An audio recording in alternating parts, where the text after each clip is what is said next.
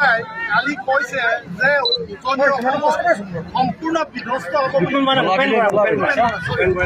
ভূপেন বৰাই কাৰ বিধ্বস্ত হোৱাৰ কথা? আৰে তেওঁ এইবোৰ এনেই কৈ থাকে, আপোনালোকে একদম বিশ্বাস নকৰিব। কংগ্ৰেছৰ কোনো নেতাৰ কথা বিশ্বাস নকৰিব। যোনে টিভিত বেছিকৈ কয় সিয়ে সোনকালে জইন কৰি দিয়ে। গতিকে আপোনালোকে কোনো কংগ্ৰেছৰ লিডাৰৰ কথা বিশ্বাসে নকৰিব। কংগ্ৰেছৰ লিডাৰৰ লগত কথা তেওঁলোকৰ ষ্টেটমেণ্ট দিয়াৰ আগতে তেওঁলোকৰ মোবাইলবোৰ চেক কৰিব লাগে যে আপোনালোকে বিজেপিৰ লগত কথা পাতি আছে কিন্তু। স্যাৰ জিতেন্দ্ৰ সিঙে স্যাৰ 5 কোটি টকা লৈছে বুলি কৈছে লখিমপুৰ আৰু গুৱাহাটী টিকেটৰ কাৰণে। এইবিলাক অভিযোগ মই কমেণ্ট দিব খোজা নাই, কিন্তু ছ'চিয়েল মিডিয়াত ওলাইছে, চেকৰ কপিও ওলাইছে। গতিকে বিভিন্ন সংস্থা আছে, তেওঁলোকে বিষয়টো বিচাৰ বিবেচনা কৰিব আৰু এইটো মোৰ এখতিয়াৰৰ ভিতৰত নপৰে কাৰণে মই সোমাব। কি কৈছে? কংগ্ৰেছৰ বৰপেটা পাৰ্টীগৰাকী বিজেপিৰ মতে হৈছে বুলি কৈছে। কংগ্ৰেছৰতো গোটেই কেইগৰাকী প্ৰাৰ্থী আমাৰ মতে হৈছে।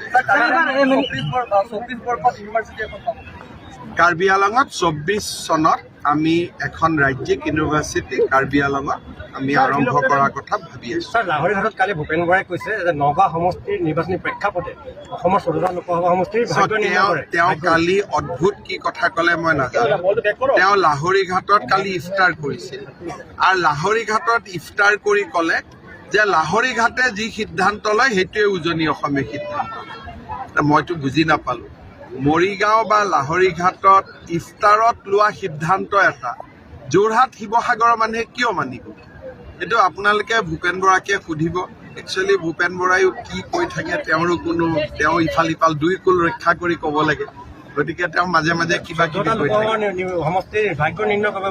সেইটোকে, কিন্তু তেওঁ দুই কুল ৰক্ষা কৰি কৈ থাকে আৰু বেছি সময় কংগ্ৰেছৰ ক্ষতি হোৱা কথাটোকে তেওঁ কৈ থাকে।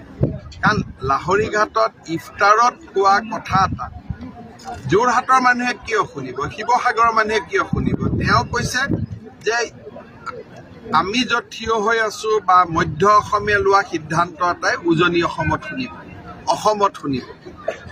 কি হ'ল জানো ইফতাৰত কি খালে? যিহেতুকে দুজন প্ৰাৰ্থী আছে, এজন জয়ৰাম ইংলেং CM আছিলে কাৰ্বি আংলং ব্ৰাঞ্চ কাউন্সিল আৰু এজন আছে অমৰ সিং পিছৰ। তেওঁ যদি CM আছিলে তেওঁৰ চাগে যথেষ্ট ভোট থাকিব। 3 লাখ ভোটৰ ব্যৱধান হ'ব না আছে জানো? জয়ৰাম ইংলেঙৰ ভোট আছে বুলিতো মই শুনা নাই, আৰু যিখিনি অলপ চলপ ভোট আছিলো এইখিনিতো জইনে কৰি দিলে।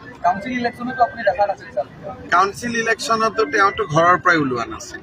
গতিকে এইবিলাক উঠিছে আৰু কোনোবা এজনটো উঠিব লাগে। স্যাৰ সংখ্যালঘু এলেকাত দৰে বলে সংখ্যালঘুসকল বিজেপি যোগদান কৰি আছে, কি ক'ব আপুনি?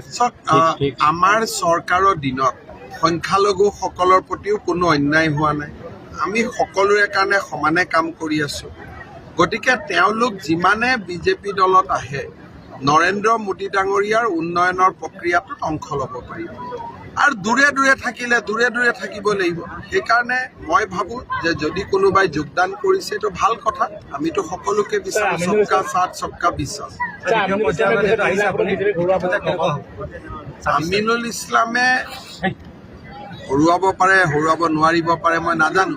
কিন্তু বৰ্তমান তেওঁলোকৰ তাততো নগাঁৱৰ পলিটিক্সটো এতিয়ালৈকে আমিনুল ইছলামেও কয় তেওঁ জিকিব, প্ৰদ্যুৎ বৰদলৈ কয় তেওঁ জিকিব।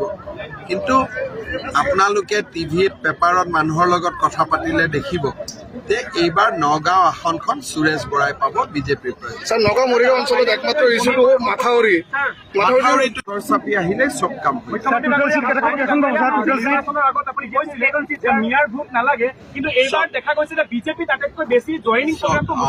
মই এইটোৱে কৈছো যে বিধানসভা নিৰ্বাচনত যি আছিলে তাৰ পিছত বিজেপিয়ে বহুত কাম কৰিলে। কেনেকুৱা তালাক আইন আনিলে, তালাক বন্ধ হ'ল, বাল্য বিবাহ বন্ধ হ'ল, ল'ৰা ছোৱালীয়ে বিনা পইচাত চাকৰি বাকৰি পালে, এতিয়া বহু বিবাহ বন্ধ হ'ব। গতিকে সংখ্যালঘুৰ অঞ্চলৰ ছোৱালী মহিলা আৰু নিবনুৱা যুৱকসকলে বিজেপিত এইবাৰ আকৃষ্ট হৈছে। গতিকে এইখিনি মানুহে আজি ভোট দিব বুলি মই আশা কৰিছোঁ। নিদিলেও 2032ত দিব। মই ইমানটোলৈকে ৰিচাৰ্চ কৰা নাই, মই ইমান গৱেষণা কৰি থকা নাই। খালি আমি ভাল কামবোৰ কৰি গৈছোঁ। তালাক আইন বন্ধ কৰিলোঁ, বহু বিবাহ বন্ধ কৰিলোঁ, বাচ্চাৰ বিয়া বন্ধ কৰিলোঁ, য'ত য'ত মথাউৰি নাই তাত মথাউৰি বনালো, য'ত ৰাস্তা নাই তাত ৰাস্তা বনালো। যি মানুহে আগতে অংগনবাদীৰ কাৰণেও 10 লাখ টকা ঘোষ দিব লাগিছিল, তাৰ বিনা পইচাত চাকৰি পালে। গতিকে মই আগতে কৈছো যে ভোট নালাগিলেও উন্নয়নটো কৰিমেই। গতিকে উন্নয়ন হৈ গ'ল আজি 3 বছৰ, আৰু বহুত উন্নয়ন হ'ব।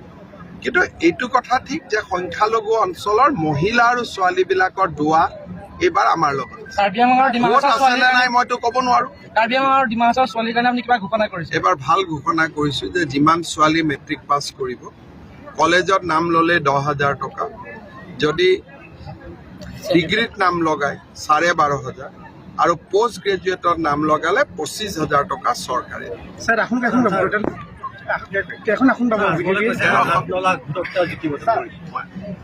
আজমল আৰু ৰকিবুল হুছেইনৰ কথাক লৈ মোৰ কোনো ইণ্টাৰেষ্ট নাই। 13খন পাব, এখন কোনখন নাপায়? ধুবুৰীত আমাৰ গিভ আপ কৰিলে নেকি ছাৰ বিজেপি চৰকাৰে? ধুবুৰীটো মই গিভ আপ প্ৰথম দিনাই কৰি থৈ দিছোঁ, কিন্তু ধুবুৰীৰ 4টা বিধানসভা সমষ্টিত আমি লিড পাম, আৰু সেই লিড পালে বিধানসভাত আমাৰ ফলাফল ভাল হ'ব। লোকসভাতো আমাৰ প্ৰাৰ্থী আছে, চেষ্টা কৰি আছে। কোনোবা সুৰুঙাই যদি জিকি যাব এইটো বেলেগ কথা, কিন্তু বৰ্তমানলৈকে আমাৰ জিকাৰ সম্ভাৱনা কম। যেতিয়া ধুবুৰীত প্ৰচাৰত যাম তেতিয়া গম পাম যে জিকাৰ পৰিৱেশটো আছে নে। কিং মেকাৰ হাৰি গৈছে বুলি ক'ব লাগিব, কিং মেকাৰ হাৰি গৈছে বুলি ক'ব লাগিব ধুবুৰী সমষ্টি। মই নাজানো এইবিলাক, মোৰ ধুবুৰীলৈ ইণ্টাৰেষ্ট নাই। সেইটো কাৰণে আমি বহুত ভাল কাম কৰি আছো। এইবাৰতো যিমান মানুহৰ হাতত ৰেচন কাৰ্ড থাকে প্ৰত্যেকটো পৰিয়ালতে অৰুণোদয় পাব। গতিকে আঁচনিৰ পৰা কোনো বাদ যাবই নোৱাৰে। এইবিলাক আমি ভাল। দৰৱৰ দাম বাঢ়াৰ মই তেনেকে খবৰটো পোৱা নাই, কাৰণ আমিতো 5 লাখ টকাৰ কাৰ্ড দিয়ে দিছো, বিনামূলীয়া দৰৱে পায় মেডিকেলত। আপুনি 14লৈকে আপুনি কিয় ঘূৰি গ'ল? এতিয়া হঠাতে 14টো কিয় মনত পৰিলে? এতিয়া 23ৰ কথা কওক। ইলেকশ্যন আছে 23ত, আপুনি ঘূৰি গৈছে 14ত, তেতিয়াহ'লে আমি ঘূৰি যাব লাগিব 1947 চনত। বহুত কিবা কিবি হৈ থাকিব। নামটোৱে মোৰ পুৰা মুখস্থ নহয়। কি পাৰ্টি নামটো পুৰা? অল পাৰ্টি মানে তেওঁ অল পাৰ্টি হলেতো তাত আমিও থাকিব লাগিব, তাততো আমি নাই। গতিকে নামটোতে কেৰুণ আছে, all party hill leaders convention. তাৰমানে তুলিৰাম হিল লিডাৰ নহয় নেকি? বিদ্যা সিং ইংলেং নহয় নেকি? হৰেণ সিং বে নহয় নেকি? দেপুলাল গাৰ্লুচা নহয় নেকি? তেওঁলোকে এইটো পাৰ্টিত নাই। গতিকে অল পাৰ্টি কেনেকে হ'ল এইটো মোক বুজাই দিয়ক। গতিকে প্ৰথম কাঠাৰ চাহাবক সুধিব যে অল পাৰ্টি লিখিব নালাগিছিল, লিখিব লাগিছিল ছিংগল লিডাৰ হিল কনফাৰেন্স। তাতো অল পাৰ্টি লিডাৰ নাই। ইংলেণ্ড চাহাবৰ দৰে ডাঙৰ লিডাৰ আছে নেকি কাৰ্বি আংলঙত? হয় নহয়? কিমান দিন CM আছে আপুনি? 5 বাৰ CM, তেওঁতো নাই। গতিকে এইটো ছিংগল লিডাৰ হিল কনফাৰেন্স। কি বস্তু?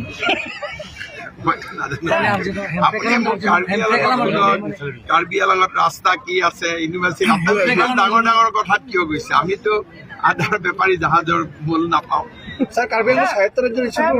চব ঠিক আছে, এতিয়াতো ৰাজ্যতকৈও বেছি পাই আছে, আৰু তুলিৰাম ৰঙাং থাকিলে কেতিয়াবা আৰু কিবা কিবি পাই যাব।